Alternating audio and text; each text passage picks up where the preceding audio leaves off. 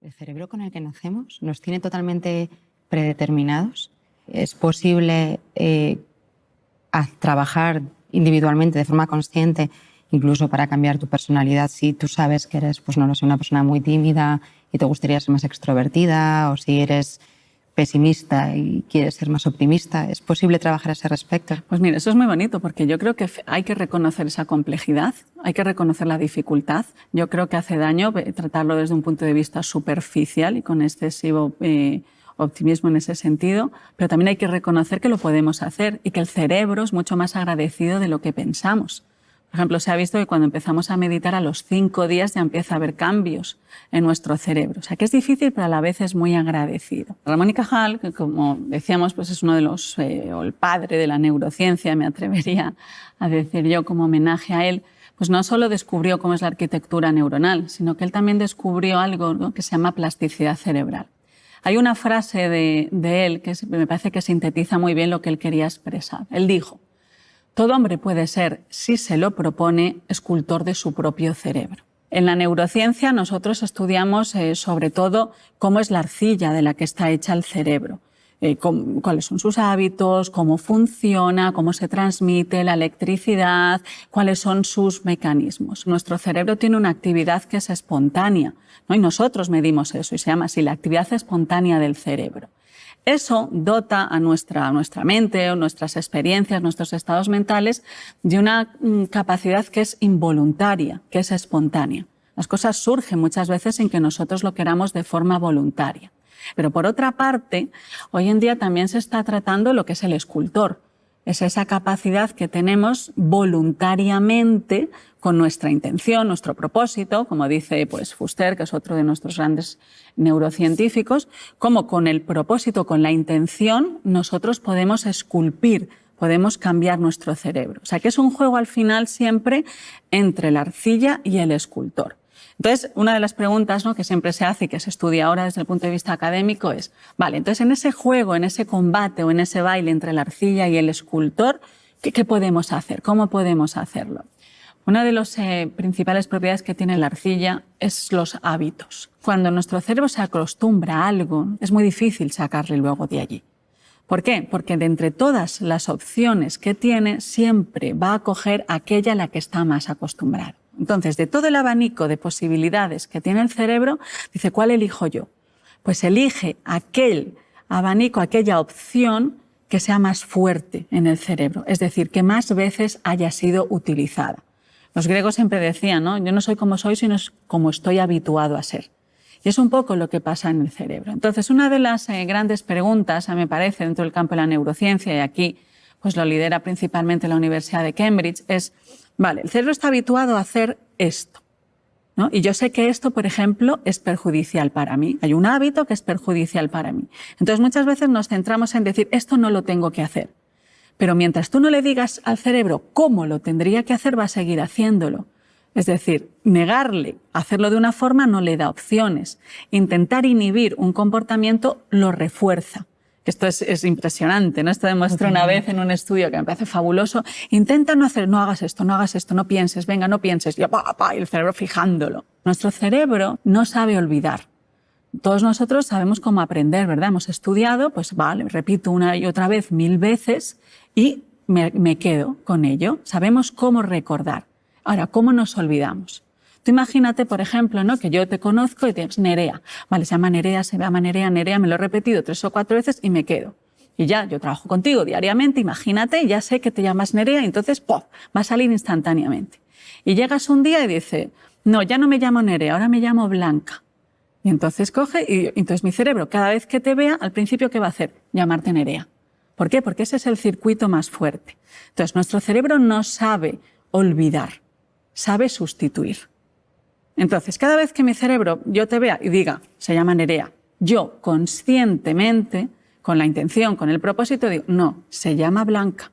Y entonces, no, se llama Nerea, 1000 veces, 1000 veces. Al cabo de 2 o 3 semanas, ya el circuito neuronal de Nerea y el circuito neuronal de Blanca pesan igual para el cerebro. Entonces hay una competencia.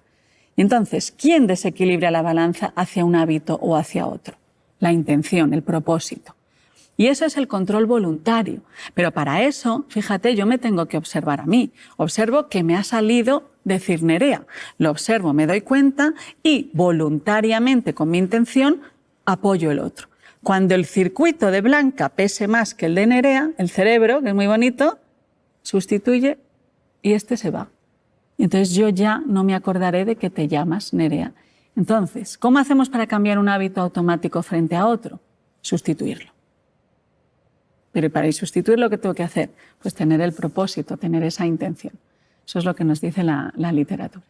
Uno de los estudios que a mí me parece que es más interesante, más bonito, que hizo la Universidad de Inglaterra junto a Washington, es el que demostraba, se hizo una encuesta y se le pregunta a la gente, ¿usted es generoso o de por sí es altruista? Pues no mucho, ¿no? Decía la mayoría de la gente. Entonces, como no soy generoso, pues como no soy así, pues ya está, yo soy así y ya está, ¿no? Entonces hice un experimento. Bueno, pues vamos a intentar que durante este mes, concédanos un mes, donde usted voluntariamente va a elegir ser generoso.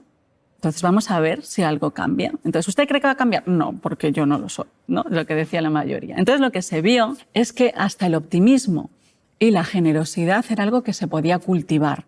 A mí me gusta mucho la palabra cultivar. ¿Por qué? Porque cultivar no significa generar. Cultivar significa que tú siembras. Hay veces que no va a nacer algo, porque no todo yo creo que depende de nosotros. Pero yo creo que cultivándolo es muy probable que nosotros lo tengamos. Entonces se vio que el optimismo se podía cultivar, que la generosidad se podía cultivar, que las personas que habían elegido voluntariamente ser más generosas durante ese tiempo habían tenido cambios en su cerebro, en ciertas zonas que correlacionaban con una mejora en su nivel de bienestar. Se sentían más felices. Las personas que habían fomentado el optimismo, pues también habían tenido cambios en una estructura del cerebro, que es la corteza orbitofrontal, que es como la que está por encima de la cuenca de los ojos, que es una zona clave para protegernos de estados de ansiedad. Yo reconozco que hay una sensación que tengo con mucha frecuencia, que es como pues la sensación de no poder parar, de que tienes 1000 cosas en la cabeza a la vez, vas con 200 temas en paralelo y al final llegas a un punto en el que no te concentras en ninguno. ¿Qué pasa en el cerebro cuando estás así? Pues muchas veces nos metemos en muchas más cosas de las que podemos, ¿no? Cuando, no sé si te pasa a ti, que a veces me quejo, qué cansada estoy, es que no puedo más, ¿no? Y entonces digo, claro, pero es que acepto muchos más retos, ¿no? De los que a lo mejor podría, ¿no? Y me gusta a mí una frase, creo que era de Hipócrates, ¿no? Que decía, antes de sanar a alguien, pregúntale si está dispuesto a renunciar a aquello que le enferma. Yo creo que muchas veces, ¿no? Queremos renunciar a muchas cosas y el precio que pagamos es un cansancio inmenso. Y a veces, pues no siempre la mejor expresión emocional ante quienes nos rodean.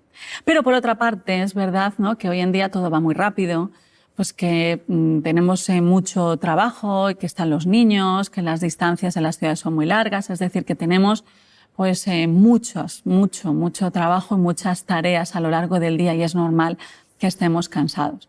Una de las cosas que se ha visto en la literatura que nos cansan más o que nos agobian y estresan más es estar haciendo una cosa y pensando, tengo que hacer 5000 más, ¿no? Que esto, pues yo creo que nos pasa. Estás aquí, pero estoy pensando, y ahora tengo aquí no sé qué, no he contestado, tal. Es decir, que estás en un sitio, pero estás en otro. Hay un estudio que se publicó en el año 2012, que hizo la Universidad de Harvard, muy interesante, que mostraba, fíjate, que el 47% del tiempo que estamos despiertos, o sea, prácticamente la mitad del día, estamos haciendo una cosa y nuestra mente en otro lado. Harvard llamó a este trabajo una mente divagante es una mente infeliz. ¿Por qué? Porque lo que ellos vieron es que cuando estamos haciendo una cosa, pero lo estamos haciendo, pero mi mente está en otro lado, aquello que era pues, un poco desagradable, es algo que no nos gusta o es algo que es incómodo, si lo estamos haciendo y nuestra mente está de aquí y de allá pensando en 5000 cosas, es decir, por ahí divagando, por ahí, pues aquello se vuelve un poco más desagradable. Si lo que estamos haciendo en principio era ni fu ni fa, ni agradable ni desagradable, pero yo lo estoy haciendo y mi mente está en otro lado, se vuelve un poco más desagradable. Y si estábamos haciendo algo que en principio era agradable, pero mi mente está divagando de un lado para otro, se transforma en algo menos agradable. Es decir, que al final la mejor versión era, hagas lo que hagas, hazlo, ¿no? Y eso, pues ¿a qué nos traía? Pues algo que hemos dicho a lo largo de toda la historia, ¿no? Al volver al presente. Es decir, no hay que estar las 24 horas y es verdad que esa capacidad de anticiparnos, de predecirnos, ayuda mucho. Pero lo que sí dicen los estudios es que hay que reducir un poquito más. No podemos estar la mitad del día haciendo una cosa y nuestra mente en otra. Hay que pasar más tiempo haciendo lo que estemos haciendo, ¿no? Algo que hemos leído en toda la literatura, a lo largo de toda la historia, es que no sabemos estar con nosotros mismos, que no sabemos controlar nuestra propia mente, que el control voluntario de nuestra mente es algo mucho más complejo de lo que pensamos. Pero si no sabemos que eso es complejo y si no sabemos que realmente nos supone un beneficio aprender a estar con nosotros mismos y aprender a gestionar nuestra mente, pues eso pues nos lleva siempre a ese combate eterno. Y eso es lo que se entrena mucho, por ejemplo, cuando practicamos la atención plena. Voy a practicar voluntariamente a estar más atento, a estar haciendo lo que esté haciendo. Y eso, pues según lo que nos dicen los estudios, se traduce en mayor bienestar, sobre todo.